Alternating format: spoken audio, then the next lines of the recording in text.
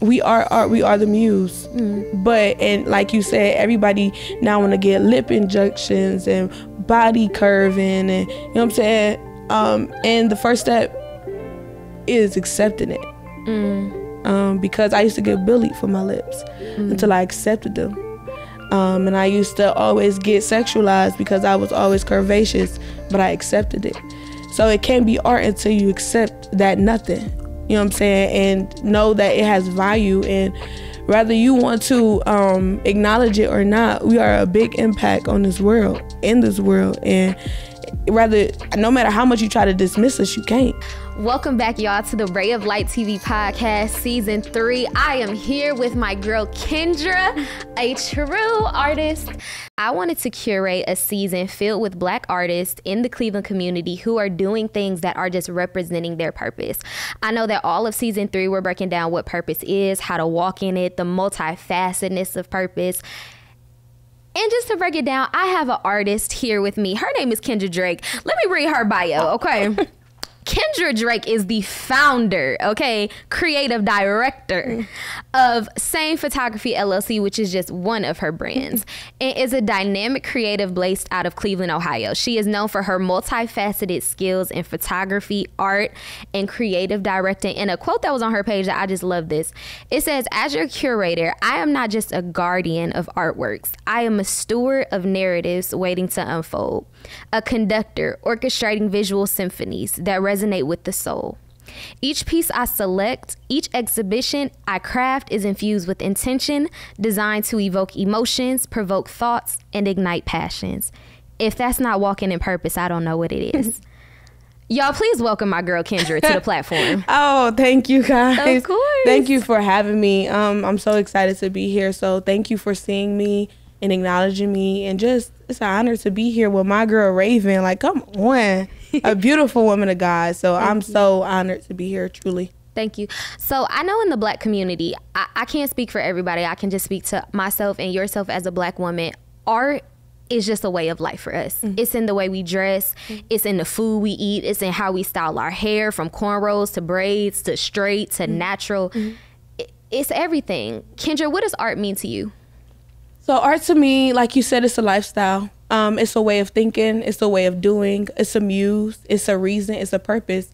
It's a way that you see life and things and everyday little things. You know what I'm saying? The way, like you said, you wear your hair, the way you dress, the way you speak. It's all art. Anything can be art. Anything is justified as art. So art is everything, at least in my world. And it should be in your world too. But as a creative and a visionary, it's so easy to make anything art. But I think as a child of God, God is the first artist, because he created me and you. So the deeper I get into my spirituality, the more everything becomes art to me too. Because if I'm an heir of my father, which is God, is kind of like, I'm destined to be an artist. I'm destined to create. I'm destined to, you know what I'm saying, make nothing out of something, and make everything reasonable. So yeah, and that's so good. I feel like God is winking at us now, because in my study for season 3, I know it's not a preaching podcast, but it's all faith-based. It's undergirded in faith. I've been studying Genesis 1. And in Genesis 1, God created, he did everything. But when he created us, it says God created us and then he blessed us. And so to talk about God as the first creator, he literally blessed us to be fruitful, to create, to put little selves of ourselves and little selves of him in the world. And that's really the heart behind this. But just to say, like, God is the muse behind your art. It's so powerful, because I know in society, social media right now, a muse can be Megan Thee Stallion, a muse can be anything that got a body, a muse can be anything. What is your muse? So my muse, like I said, it is the Megan Thee Stallions.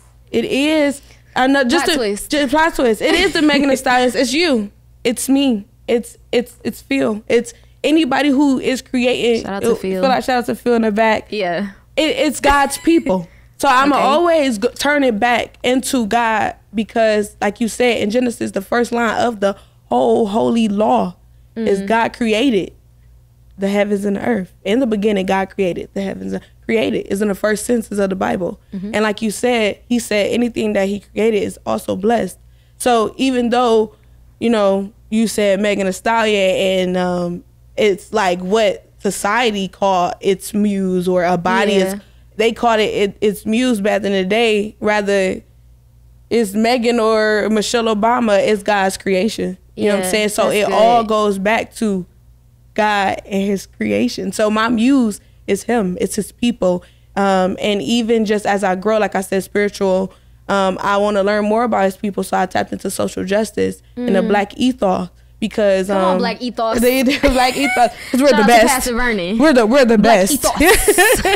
I love the Black ethos.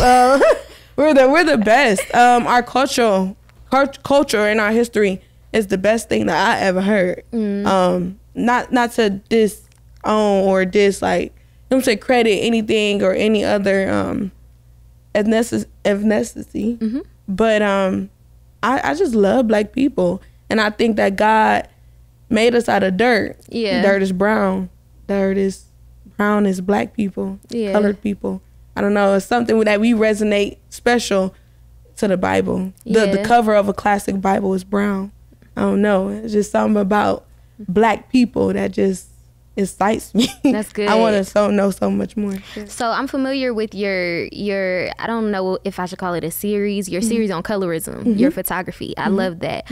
And I think art too, like you said, art, to be Black is to be art. Like there is no, we are the muse that everybody wants to be. You can see it from people trying to get, other ethnicities trying to get lip injections or trying to make their butts look bigger to get the curves that we have. We are art. And I think Black art to Black people it's just a beautiful conglomeration of a painful past and a hopeful future. For sure. So I love that you said the social justice advocacy. We see that with some of the artists coming out after the George Floyd shooting and doing and interpreting all type of stuff with this. How can Black artists create so much out of nothing? Because first off, nothing is nothing. Everything has a purpose in it. This flower, it's a purpose. It's here to fill space and look beautiful, to add something to the space that we're in right now. So everything is something, even though it is nothing. But something you said was we are art, we are the muse. And like you said, everybody now want to get lip injections and body curving, and you know what I'm saying, and the first step is accepting it. Because I used to get bullied for my lips until I accepted them. And I used to always get sexualized because I was always curvaceous, but I accepted it. So it can't be art until you accept that nothing, you know what I'm saying, and know that it has value. And whether you want to acknowledge it or not, we are a big impact on this world, and no matter how much you try to dismiss us, you can't. You know what I'm saying? So is that frustrating how you used to get bullied for it, but now it's like the trendy thing to be curvy and we like the girls thick and all this other stuff? Is that annoying? It's not annoying. It's kind of like it's not annoying. The word annoying wouldn't be the word for me. For me, it's like I'm trying to find it. Annoying wouldn't be the word. I think it was kind of like I told you so. You already knew. But it came from you accepting. You already knew your value, even if they didn't know that. That it was already important to you. Yeah, and it was I told you so to them. All the people that bullied me, or all the people that, you know what I'm saying, over-sexualized me or told me, oh, you look too grown for your age, because I was developed. I was very developed at 9 and 3rd grade. You know what I'm saying? So a lot of times my mom had to protect me from being this luscious type of body built. But like now that I'm grown and people are getting thousands of dollars to be paid the way that I'm like, I told you so. I'm gonna be in style one day. I'm gonna be the hottest thing walking one day. And look, not on purpose, but I'm the hottest thing walking and it's authentic. And I just think that that's so good. The word is authentic. And this season, this episode even is already so blessed because this is everything God has been speaking to me about it, and how this generation lacks authenticity. They think that, oh, the way God created me is not enough. Like the way God made my body, or the way God, because I'm not as developed as you. I would like to be a little bit more. But the crazy thing is, sometimes because I am popular by demand, sometimes I wish I was smaller. But it just speaks to everything that God did. He did well on purpose. After he created everything, he called it good. So it's nothing that he did that was like, oh, that was a mistake. Yeah, for sure. But we see this generation of people just leaning into being everything other than who they are. It's a spirit. Go into that. It's a spirit. It's a spirit of lack of confidence. It's a spirit of not being self-aware.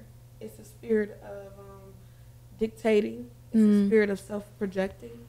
It's a lot of spirits out here that we don't call by name. Yeah. Self-esteem. It's a lot of spirits that's floating within this generation that's now allowing us to be authentic. That's good. And it's a system placed called social media that's not allowing us to be in touch with our reality and being grateful for our now, and being grateful for our bodies, and being grateful for the way that God made us. It's a system. It's something that we are addicted to, which is keeping up with the Kardashians.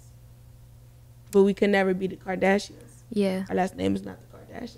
It's right. who God called us to be. Yeah. And what God has for the Kardashians, it is. You know what I'm saying? And whatever he's trying to minister through them, he is going to make that come to pass. But you have to be okay. Yeah.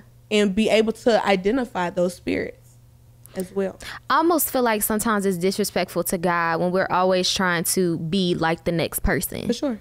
God spent time creating me. He calls me his best work. He calls me his handiwork. Yes. He had plans for me before I was born. And it's like when people are comparing themselves, I even went through a season where God was like, cut off all the reality TV, cut off the Kardashians, cut off the Real Housewives. You are not them. Like, I didn't call you to act like them. I didn't call you to look like them. And just because they're popular, it doesn't mean they're right. And it don't mean they in the right spirit. It don't mean they in the right spirit. For you to even just be watching. Yeah. As the woman that you are called to be, the path that God got you on, that's not something you need to be watching. That's not something you need to be feeding your except spirit for watching with. God. You know, instead of not even just watching God. You know what I'm saying? Because through everything, like I said, Megan Thee Stallion, me as a Christian woman, it's like, wow, Megan Thee Stallion be your muse.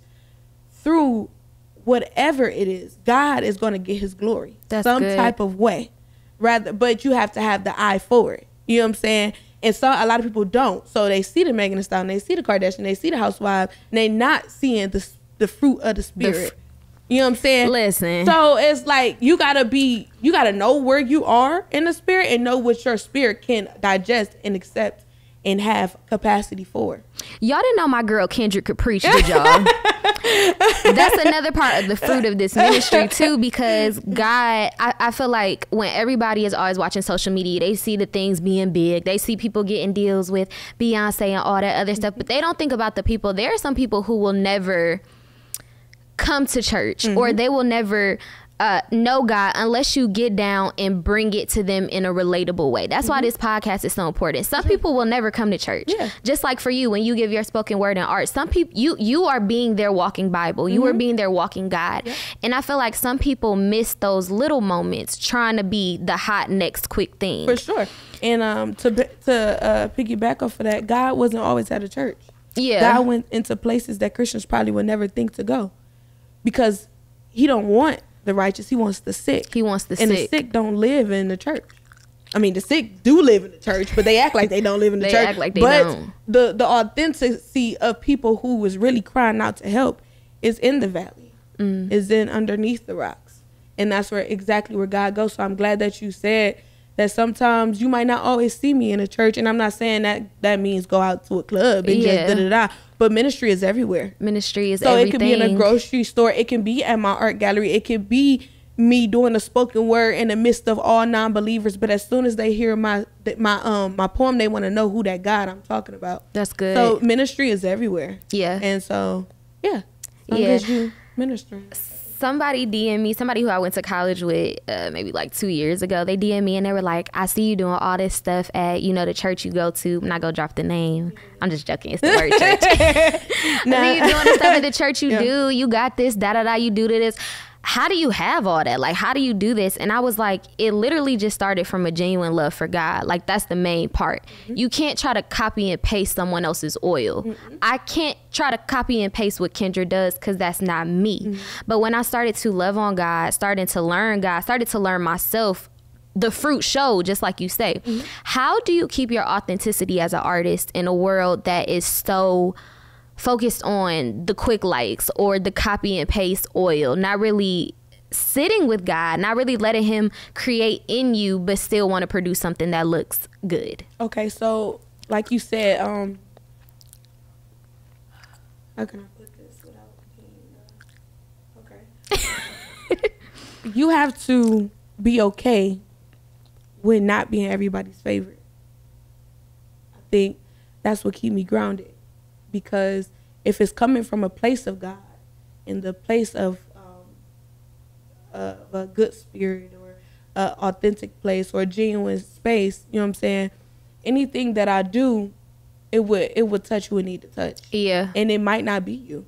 It might not be him. It might not be this church. It might not be that church. It might not be that person, that crowd of field. But whoever God called to me in my work, through my work, is going to resonate with them. So not trying so hard, just always showing up as myself, my authentic self, and being okay with rather I'm not supposed to be in this room or I am going to be in this room or this person accept me or this person doesn't. You have to be okay with who God called you to be. Yeah. And you got to be loud about it. You can't be timid. You can't be scared because you're going to be so upset when you miss that moment to minister and to shine your light. Like, God gave you a light for somebody, for something. You know what I'm saying? So, Raven, you might not be everybody's cup of tea, but it's going to be a little girl who needed that cup of tea. And only you can give her that cup of tea. So, you have to understand once you know who you are in Christ, and rather it's for him or for her, it's for him ultimately. You know what I'm saying? You're doing his work ultimately. He said, die to yourself every day and take upon my cross. So it's never about me, it's about him. So as long as I'm in this room doing what he called me to do, I'm gonna be okay. All right, I like that. So I think there is a balance between being authentic, creating an art that, you know, God has placed on you to create, and being inspired by others. How are you protecting your edge right now? And when I say that, I mean protecting your authenticity while still growing, still working, still grinding, still striking while it's hot. Yeah, still striking while it's hot. How do you be authentic and protect your edge? Because somebody's always working. When you're not working, somebody's getting better behind the scenes. Of course. So what does that balance look like for you? Always educating myself. Always educating myself. How? Like, what are some ways? I educate myself by, believe it or not, sermons. I love sermons. I don't know. She like, love the word, I love sermons. Like, I was just watching Todd Tribbett on my way here. He just did a conference at Transformation Church, and he's talking about emotions. And I think just learning different stories and different characters in the Bible kind of always teach me how to reach his people. Because everybody in the Bible not perfect, but he used them. Yeah. So I think because my art always resonates and it's about the Black ethos and it's about social justice, everything, and I use a lot of people and I come across people, it's just kind of like teaching me how to deal with his people, and not only his people but myself. Yeah. You know what I'm saying? So as I continue to grow myself, the more I can show up for his people, the more I can be more authentic, the more I can be more confident in who he say I am. So I think just sermons and I don't know, just being around people, relationships, teaches me a lot. That's so good. You know what I'm saying? A lot. Like, I learn a lot from people. Either it's bad experiences or good experiences. They're my muse. I love people. Yeah. I protect my edge the same way. I love to learn. Sometimes I'll just sit at home and I'll play a YouTube of a podcast or somebody doing a talk show literally all day, because even if I'm not hearing it, like, some idea is getting in me. For sure. And I also try not to make excuses, because it's like, yes, God gave me the gift, but it's like, I'm gonna work it too. I'm gonna work it with him. And so I think I also protect my edge by going after opportunities that other people might not do. So a lot of people want to be on the front, but a lot of people don't even know that the reason I'm able to be in this studio right now is because I'm doing admin and other low level functions to get this. And so it's just like always finding opportunities and ways to serve, and then to find ways to make room for it. For sure. Because even just right now in the season that I'm in, shout out to Recognize Studios. I'm about to open up an art gallery. I'm about to open up an art gallery. And it's something that God showed me that I was going to be able to do, but I didn't know it was going to be right now. But because I was faithful to that studio, that owner seen a light in me and advanced that dream right now. So like you said, you're able to be here because you worked the background, not understanding that I was faithful to that man opening up his studio when he couldn't. Or it's like, you have to work somewhere, and faith without work is dead. So you know what I'm saying? So I'm so glad that you said that. I hope that people that see my success or watch my social media don't think it happens overnight. Just because I'm not loud about it doesn't mean I'm not working towards it. And work is important. It's real. It's real. It's even work to be on this couch. You know what I'm saying? Like, everything is a process, but it's right on time. It's right on time. So like you said, protecting that edge of protecting your work ethic, protecting your space, protecting your mind, protecting your, like, I'm even learning that right now through people, how you got to protect yourself, whether they understand it or not, how you got to be obedient to God. When you say go, go. When you say stay, stay. When you say it's time for that person to go, your assignment at that place or that your assignment at that person is done. You learned your lesson through them. You learned the lesson from them you're supposed to learn. And it's just like, you got to be obedient.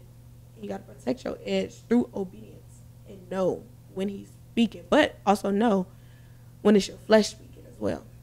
You got to have a good opening ear to protect that edge. I'll cheers to that. That's cheers to that. In our cups. Trust the process. Hey, trust the process. Hey now. Hey. All right, Kendra. So we gonna play a little quick game for the people to get to know you. We gonna see how well you know Kendra and I. Y'all can answer these questions from the back too. So, are you familiar with the game Two Truths and a Lie? I am. Okay, so we can go ahead. I'm gonna start with me. I'm gonna do my questions first. Okay, cool. And then I want you to see which one is the truth. Okay. Which one is the lie. I don't think you'll be able to. Me either. Hope you don't lie. I don't know. But we can try. All right, let's start. Okay. So, A, I've written and published a book. B, when I was 16 years old, I moved to New York City for the summer to dance with Alvin Ailey American Dance Company to train. Okay. And 3, I've been to Africa. What's the lie? I don't think she's a liar. That all sounds accurate. That's really good. I'm gonna say Africa. Never been? Never been. Is she right or wrong? I don't know. I want to go to Africa. I've actually been to Africa twice with my mom. So my mom is a nurse, so she does like medical mission trips all the time. And so I was able to go with her twice, once to Ghana and then the other to Rwanda. She want another daughter? Yeah. Oh, okay, yeah, cool. Come on to the next one. But no, I've never written or published a book yet. I have stuff that's in my laptop, like written, but it's never been like done. Well, we gonna manifest that right now in the name of Jesus. It shall come to pass with all the knowledge that this woman had. I need her book. I was hoping that it was here today. I don't know. I'm like, okay, I need that one. All right, go ahead. Now you. Okay. So, my real name is Apollo. I started ministry at 4. And I was the president of my middle school choir. Okay, so your name is not Apollo. You don't know that. Is it Apollo? It might. No, I'm lying. You started ministry at 4. Yeah, I did. Tell me about that. Okay, so at my home church, first off, I was this close to being born on the pew. And I said that in one of my poetries, and they thought I was lying. Please be so for real. My mom was a faithful churchgoer before she had me. And she was there so much that she almost had me at church. And Wow. I was born and raised in church, literally. And when I was 4, when I was able to connect communication, girl, I was on a praise dancer team, and I never left ministry yet. And I came from a church called Rainbow of Praise on Kojic on Kisman, where it was so small and intimate that everybody knew everybody, and we were like a family. So I went from praise dancing to praise team to usher to youth pastor. Like I was like you did everything. So when I say like ministry and the church system is indebted in me, it's kind of like second nature to me. But it changes as I grow up and I get to see things. You don't know what really happens at church. You know what I'm saying? Or the backstory, or the people. Everybody is good to you at 4. You know what I'm saying?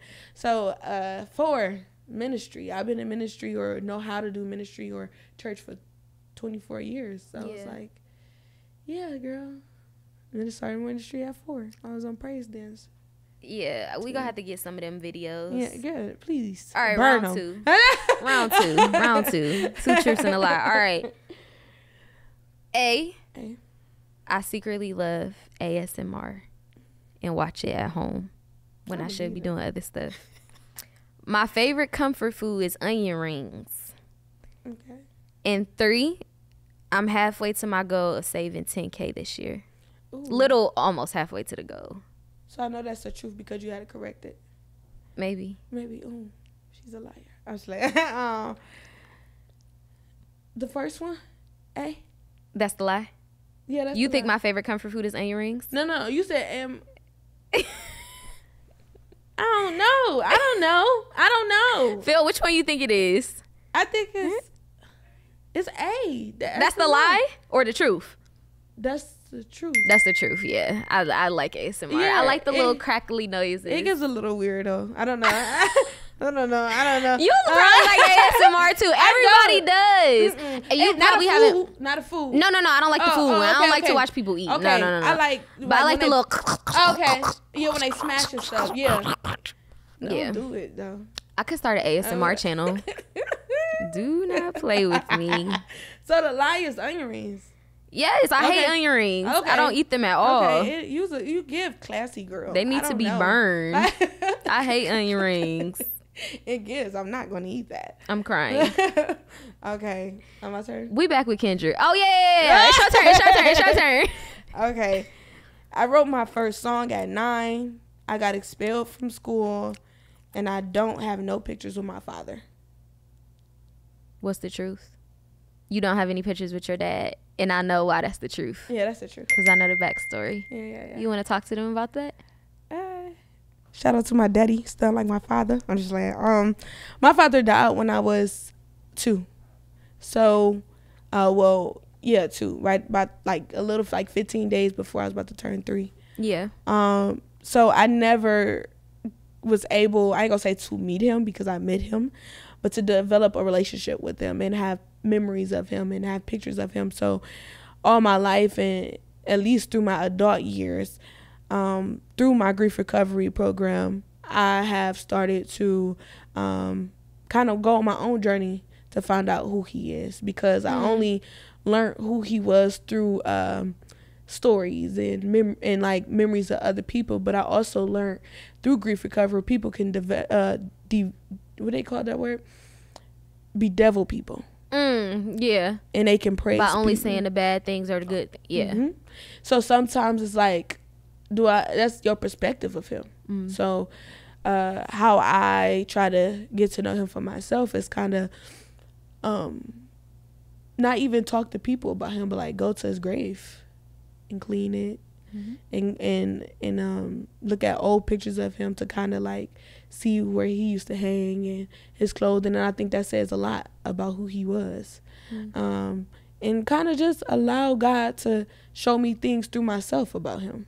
Like that show, I know that's not like my mom, so that got to be from my dad. Yeah. So through me and through all the things that I'm discovering about him, I'm kind of like allowing myself to let go of the imagination person that I created in my head, and allow God to show me who he was. Yeah.